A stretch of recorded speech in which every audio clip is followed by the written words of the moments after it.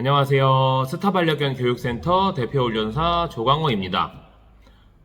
오늘 영상은 크게 주제를 정해놓고 플롯을 정해놓고 찍는 영상은 아니에요. 그냥 완전 러프하게 준비된 거 없이 찍는 건데, 앞으로 이 유튜브를 어떻게 이끌어 갈까 생각을 해보다가 그냥 진짜 러프하게 보호자님들이 뭘 궁금해 하실까를 제가 생각해보고 그거에 대한 답을 드리면 어떨까를 이제 영상으로 한번 풀어볼 거예요. 그래서 진짜로 대본도 없고 제가 뭘 해야 될지도 지금 생각도 안 했고, 그렇지만 보호자님들이 뭘 궁금해 하시는지는 대충은 알고 있으니까 그거에 대해서 제가 매일까지는 아니래도 일주일에 한두 번 정도는 영상을 남겨드리려고 합니다. 롱폼도 남길 거고, 그 롱폼을 이용해서 쇼폼도 남길 거니까, 그거를 참고해 주신다면, 강아지를 진짜 선수급은 아니더라도, 일상적인 반려동물로 키우는 데 있어서는 크게 문제가 없진 않을까라고 생각이 돼요. 많은 보호자님들이 강아지를 키우실 때 기본적으로 돈을 들여서 훈련사를 초빙을 해서 교육을 받으시기 전에 보호자님 스스로 유튜브 아니면은 요새 강용 훈련사, 설치현 수의사가 하는 방송들, 여러 유명 훈련사들이 영상을 많이 만들어서 그런 것들을 이제 올리다 보니까 그런 것들을 먼저 보고 이제 훈련을 직접 해보시는 경우가 많죠. 근데 그럴 경우에는 이제 맹점이 뭐냐? 훈련사와 다르게 보호자님들은 어쨌든 훈련사가 알지 못하는 이제 지식들을, 훈련사가 알고 있는 지식들을 모르고 있단 말이죠. 그렇기 때문에 뭔가 이 친구가 보여지는 바디랭귀지나 요럴 때는 훈련을 좀 멈추면 좋겠는데, 아니면 요럴 때 훈련 조금 더 지속해도 괜찮은데를 파악하기 조금 힘들어요. 그래서 영상을 보고서 뭔가 훈련을 진행했을 때 잘 진행되는 경우도 있습니다. 예를 들면 기질 자체가 워낙 사람을 좋아하는 친구라던가, 아니면은 워낙 사람의 말을 잘 따르는 친구라면 기본적인 유튜브나 방송 프로그램을 보고 나서 훈련을 적용했을 때 그냥 잘 스무스하게 진행되는 경우가 있어요. 근데 예를 들면 기질적으로 그렇지 않은 친구라던가, 아니면은 보호자가 훈련 자체를 좀 오해를 해서 잘못되게 진행을 하신다던가, 여러 가지 이유로 인해서 이 훈련이 강아지에게 잘못 들어갔을 때 강아지에게 미치는 영향은 꽤 큽니다. 그럴 때 제일 많이 나타나는 오류가 뭐냐?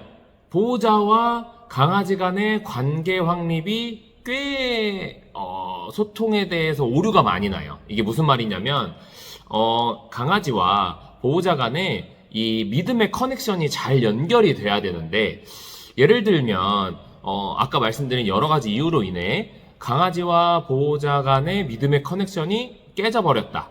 예를 들면 강아지가 보호자를 믿지 못한다거나, 예를 들어 보호자도 강아지를 믿지 못할 수도 있죠. 그러나 특히 강아지가 보호자를 믿지 못하게 됐을 때 이 흔히 말하는 리더십이 떨어지는 상황이 발생하게 됩니다. 이런 경우 여러 가지 부작용들이 발생할 수 있어요. 예를 들면 제가 맡았던 강아지 중에서는 예를 들면 캔넬에서 꺼내려고 할 때 으르렁거린다든지, 방석 근처를 지나가려고 할 때 으르렁거린다던가, 내 물건을 자기 강아지 것이라고 생각하고 소유한 다음에 보호자가 가져가려고 그러면 으르렁거린다든지, 여러 가지 이제 보호자의 행동 자체를 믿지 못하고 내가 좀 뭔가 이 상황을 해결하려는 듯한 모습을 많이 보이게 되죠. 그런 걸 흔히 이제 리더십이 많이 떨어진다고 얘기를 합니다. 보호자가 이러한 리더십이 좀 떨어지는 상황에는 정말 많은 문제가 발생해요. 아까 말씀드린 것처럼. 그럼 이제 보호자님들이 의문을 갖게 되죠. 도대체 그러면 리더십을 어떻게 올려야 되냐? 이게 말은 쉽죠.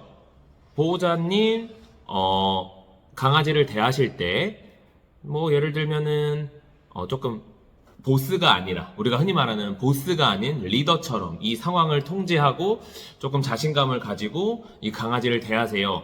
너무 오냐오냐 키우지 마세요. 사랑을 너무 많이 주지 마세요. 뭐 여러 가지가 있어요. 근데 첫 번째로는 보호자님 곁에서 가능하면 100% 좋은 일이 일어나야 돼요. 이게 뭐냐? 저희 강아지는 지금 24년에 태어나서 지금 곧 2살이 되는데, 가능한 제가 밥을 제 손으로 주거나 훈련할 때, 아니면은 손으로 주진 않더라도 훈련을 잘했을 때 제가 이제 보상으로 줍니다. 그래서 보호자님께서 무엇을 하셔야 되냐? 끼니라는 개념을 없애셔야 돼요. 이 사람이랑 똑같아요. 사람은 아침, 점심, 저녁을 먹어서 그때의 포만감을 채우는데, 사실 강아지들은 사료나 뭐 간식을 통해서 보상으로 이제 무언가를 먹는 게 좋습니다. 그래서 저는 시간대는 이제 대충 맞춰서 주긴 하지만 끼니라는 개념보다는 훈련을 통해서 사실 사료나 간식을 급여하고 있어요. 그래서 예를 들면 아침 훈련 때 어느 정도 이 친구의 포만감을 채워주고 좀 이따가 점심 그리고 또 저녁 때쯤에 이렇게 간식이나 사료를 급여하면서 이 친구의 포만감을 최대한 채워주려고 하죠. 근데 이제 요때 이제 보호자님들이 뭘 하셔야 되냐면 그릇에 밥을 주는 행동을 조금 이제 멀리 하셔야 합니다. 이게 수의사님이 이 친구는 좀 뭔가 예를 들면 자율급식 해야 돼요. 아니면은 끼니마다 밥을 줘야 됩니다. 라는 말씀이 없다면 가능하면 저는 훈련을 통해서 이 친구의 포만감을 채워주면 좋다고 항상 말씀을 드려요. 이게 뭐냐면 먹을 것을 관리했을 때 이 친구가 보상이라는 거를 보호자님이 관리를 하는 모습을 보인다면 그런 모습에 있어서 강아지들은 리더십을 느낍니다. 예외적인 강아지들이 좀 있지만 대부분의 강아지들은 그렇게 느껴요. 이 보호자가 먹을 것을 관리하네. 그럼 내가 이 보호자의 말을 좀 잘 들어야 이 보호자가 원하는 행동을 해야 내가 먹을 걸 얻을 수 있구나 라는 생각을 갖게 되는 게 일반적인 강아지라는 동물이에요.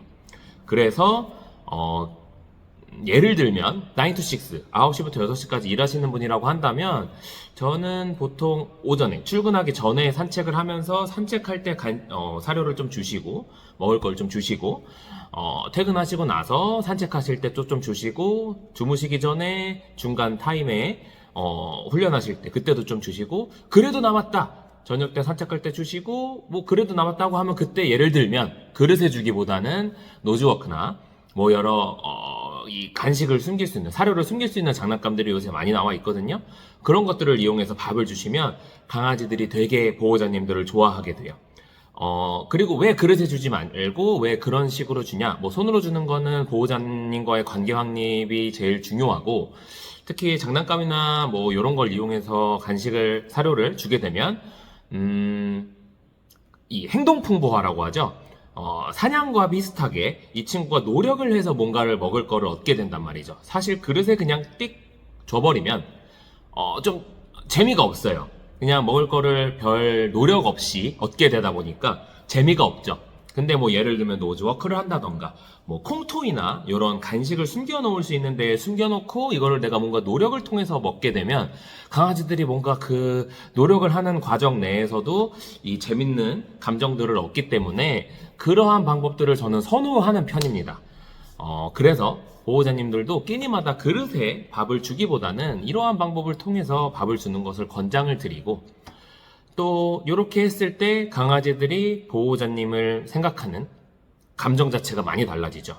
그전에는 예를 들면 뭐 끼니마다 그냥 밥 주는 사람이었다면 이제는 산책할 때도 보호자님을 봐야 뭐 보상이 떨어지고 밥을 굳이 그릇에 먹지 않아도 딴 장난감이나 이런 걸 통해서 먹게 됐을 때 이 친구들이 생기는 도파민이나 재밌는 감정들이 많아지기 때문에 감정도 좀 풍부해지죠. 그렇기 때문에 우선은 첫 번째로 매번 말씀드리는 게 밥을 보호자님이 주셔야 돼요. 단 그릇엔 말고 간식 가방이나 그런 장난감을 통해서 주시면 제일 좋고요. 오늘 이제 마지막으로 말씀드린 이제 두 번째 건데 훈육을 조금 이제 잘 하셔야 돼요. 훈육을 잘 하셔야 되는데 보통 이제 제일 하면 안 되는 거 제일 하면 안 되는 거를 뭘 말씀드리냐면, 첫 번째 때리는 거, 두 번째 협박하기, 세 번째 뭐 큰 소리로 혼내기. 이런 거를 제가 제일 많이 말씀드려요. 우선 당연히 때리면 안 되겠죠. 때린다면 아까 첫 번째에서 말씀드린 보호자와의 믿음의 이 관계가 깨지기 쉽습니다. 예를 들면 제일 많이 깨지는 거는 부르면 안 와요. 뭐 예를 들면 이런 겁니다. 회사 갔다 들어오셨는데 이 친구가 뭔가 이제 좀 사고를 쳐놨을 수 있어요. 그 사고를 친 상황에 보호자님이 이놈 새끼 이리 와 해가지고 예를 들면 진짜 때렸다고 칩시다. 그러면 이제 첫 번째 보호자님이 들어오면 숨기 시작하겠죠. 그리고 예를 들면 불러서 예를 들면 야 뭐 초코야 일로 와 해서 불러서 때렸다고 치면 초코랑 이리 와라는 이름에 예를 들면은 이름과 이 이리 와라는 명령어에 나쁜 감정이 생겨버려요. 그럼 나중에 부르면 안 옵니다. 그렇기 때문에 안 오는 거예요. 뭐 이 두 번째 세 번째 것도 비슷하죠. 예를 들면 협박하기 예전에 많이 썼던 방법이에요. 그 신문지로 빵빵빵 때린다거나 뭐 아니면 요런 자도 뭐 있을 수도 있고 뭐 아니면은 우리 그런 거 있죠. 페트병 이런 걸로 이렇게 빡빡빡빡 때리면서 너 이놈 새끼 일로 와 하면 이제 보호자에 대한 안 좋은 감정이 올라가요. 그래서 이 훈련 방법은 사실 많이 안 씁니다. 많이 안 쓰고요. 마지막으로 세 번째 이제 큰 소리로 혼내는 건데 근데 큰 소리로 혼내는 거는 조금 종류가 저는 두 가지가 있다고 말씀드려요. 첫 번째로는 이제 조금 근엄한 목소리로 우리도 사실 혼낼 때 조금 큰 소리를 내기도 해야 됩니다. 근데 우리 이제 예를 들면 어릴 때 아버님들이 혼내는 것처럼 뭐 제 이름이 강호인데 강호야 이리 와라 해서 이건 안 돼. 안 되는 거야. 알았지? 끝. 이렇게 하는 건 괜찮아요. 이렇게 조금 낮은 목소리로 이 친구한테 내가 뭘 원하는지 전달하고 내 감정을 딱 전달한 다음에 끝. 큰 소리 이때 목소리가 좀 커져도 괜찮아요. 뭐 강호야 그러면 안 되는 거야. 이럴 수 있죠. 근데 예를 들면 이런 거예요. 이게 특히 여성분들이 조금 많이 하는데 아까랑 똑같은 상황이에요. 밖에 나갔다 들어왔는데 애가 사고를 빡 쳐놨어요. 뭐 일로 와 해가지고 막 내 분에 뭐 받쳐가지고 막 내가 내 감정을 주체하지 못하고 지르는 화 있죠. 이런 거를 조금 자제하셔야 돼요. 사실 화가 나죠. 그럴 때가 분명히 있을 거예요. 근데 요 방송을 보신다면 그러니까 두 번 하실 거 한 번 하시고 이렇게 조금씩 줄여나가시는 거를 권장을 드려요. 저도 저희 강아지 어릴 때 화 많이 냈습니다. 고백하자건데 화를 많이 냈지만 제가 훈련사임에도 그렇게 화를 낼 수밖에 없는 상황들이 여러 가지 또 있어요. 그래서 후회를 많이 하죠. 그렇지만 안 그러려고 노력을 많이 하고 그런 걸 통해서 이 친구와의 감정의 깊이를 많이 이제 공유를 많이 해야 돼요. 근데 이제 예를 들면은 좋은 감정을 공유하는 것보다 보호자님과 나쁜 감정을 공유를 많이 하다 보면 아까 말씀드린 첫 번째로 제일 문제가 부르면 안 옵니다. 뭐 제일 중요한 교육 중에 하나인데 리콜 교육을 할 때 제일 문제가 보호자님과의 관계 확립인데 그 관계 확립을 설정하기 위해서 아까 말씀드린 첫 번째 그 보호자님 곁에 있으면 좋은 일이 일어나는 거, 두 번째로는 훈육 방법을 열심히 이제 내가 이 친구한테 독이 되지 않는 훈육 방법을 하지 않는 것부터가 시작이에요. 네. 그런 걸 통해서 이 친구한테 내 나쁜 감정을 전달하는 거를 조금 많이 줄이셔야 되고, 그럼 이제 많이 보호자님들은 물 여쭤보십니다. 그럼 어떻게 혼내요? 어떻게 혼내야 이 친구한테, 뭐, 저는, 이제 방문교육 같은 거 가면 이렇게 많이 물어봐요. 어떻게 혼내야 이 친구한테 이게 안 된다는, 요게 조금 나는 불편하다라는 감정을 전달할 수 있나요? 라고 많이 물어보시는데, 저는 두 가지 딱 말씀드려요. 블로킹, 그리고 줄로 컨트롤하는 방법이 있어요. 우선 줄로 컨트롤하는 방법부터 먼저 말씀드리면, 특히 이제 산책 같은 거 가면 이제 줄로 우리가 컨트롤을 해야죠. 줄을 하는 상황이니까 줄로 컨트롤을 하는데, 이제 많은 보호자님들이 이제 이렇게 줄이 이 친구 목에 이렇게 연결돼 있고, 목에 연결돼 있는 상황에서 뭔가 나쁜 상황이 벌어졌을 때, 예를 들면 뭐 강아지한테 짖는다고 상황을 가정해 볼게요. 그럼 내 앞에 저기서 강아지가 오고 있고 내 강아지는 이제 줄을 당기면서 막 가고 있어요. 그럼 뭐 예를 들면 뭐 제일 최악은 그냥 딸려가는 건데, 그냥 거기 서서도 이렇게 당겨서 그냥 이 강아지가 지나갈 때까지 이렇게 하면서 보내고 나는 다시 가고, 이러는 경우가 있어요. 근데 그거를 아마 많이 하실 텐데 안 고쳐지시죠? 왜 그러냐면 강아지가 줄을 당겨지고 있는 상황에서 이 친구가 짖고 있고 보호자님께서 뒤에서 아무것도 안 하면 이 친구는 요거를 해도 된다고 생각을 해요. 저 강아지 쫓아내야지.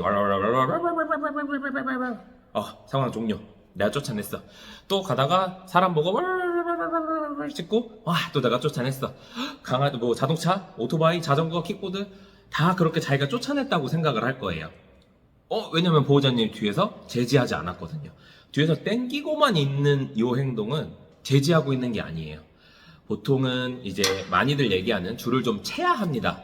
줄을 이렇게 조금 텐션을 낮췄다가 줄을 조금 탁탁 해서 이 친구 목에 어느 정도 탁탁 뭔가 이 불편함이 들어가야 돼요. 아플 수도 있죠. 근데 불편함 정도가 어느 정도 들어가야 내가 지금 이 짚고 있는 행위 자체가 보호자가 뭔가 불편한가 보네 라는 감정이 들어요. 일반적인 강아지라면. 그래서 목줄을 하고 산책하시는 거를 어릴 때 산책 교육할 때는 권장을 드리고요.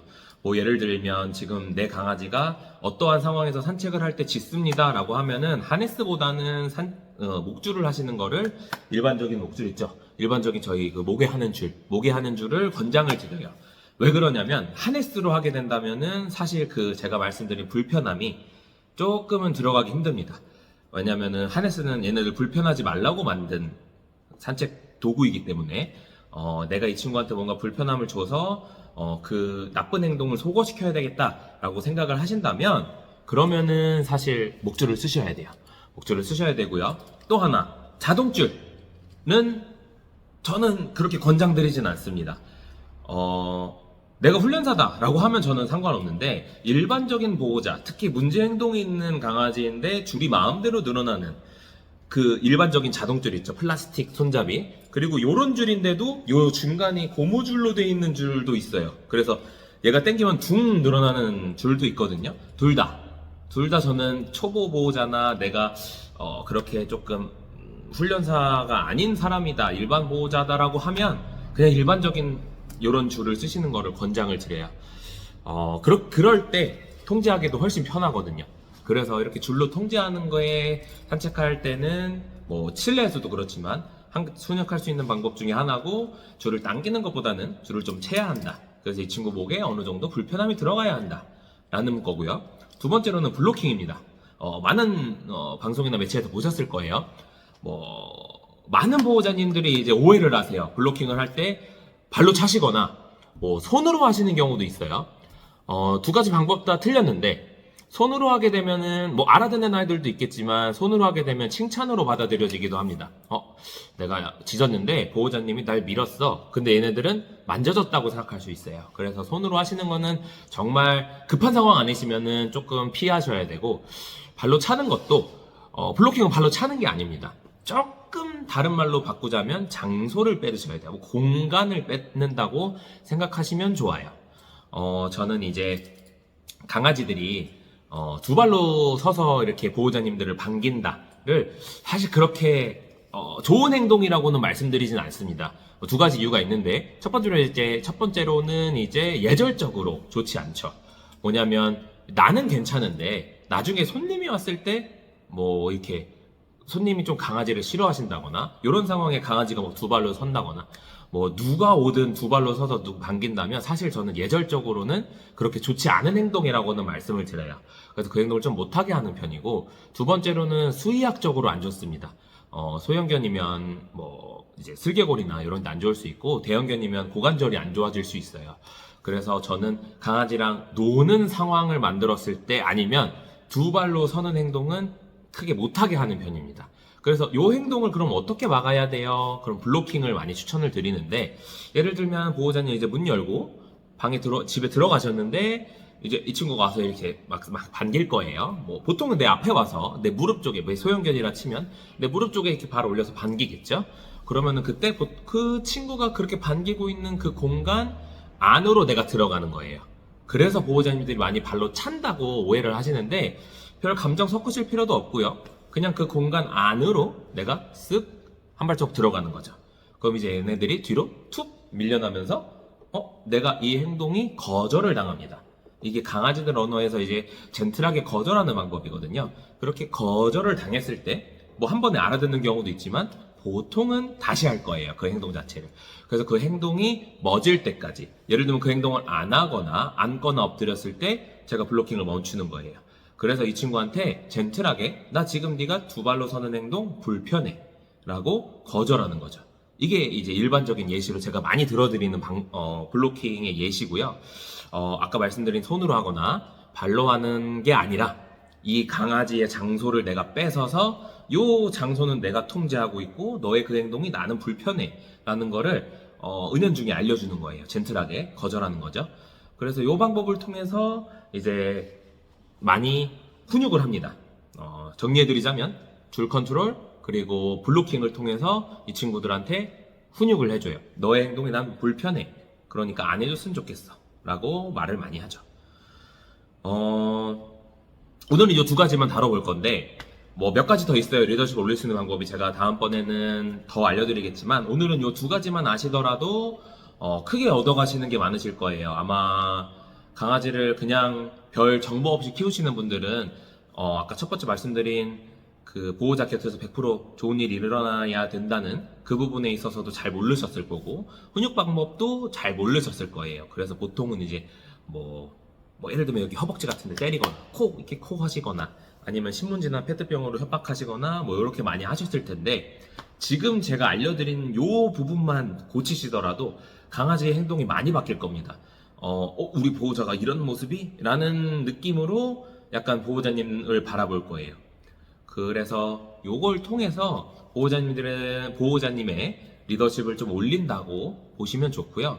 강아지들은 소위 팔로워가 되는 거를 선호합니다. 기질적으로 정말 센 강아지가 아니라면, 일반적인 그냥 반려견이라면 팔로워가 되는 거를 되게 좋아해요. 그래서 날 이끌어주는 사람이 있으면 좋아하는데 보호자님들이 그 이끌어주는 리더가 돼야 되는 거고, 그러기 위해서는 지금 말씀드린 두 가지 먼저 숙지하고 있으시면 우선은 어느 정도 문제는 많이 해결될 거예요.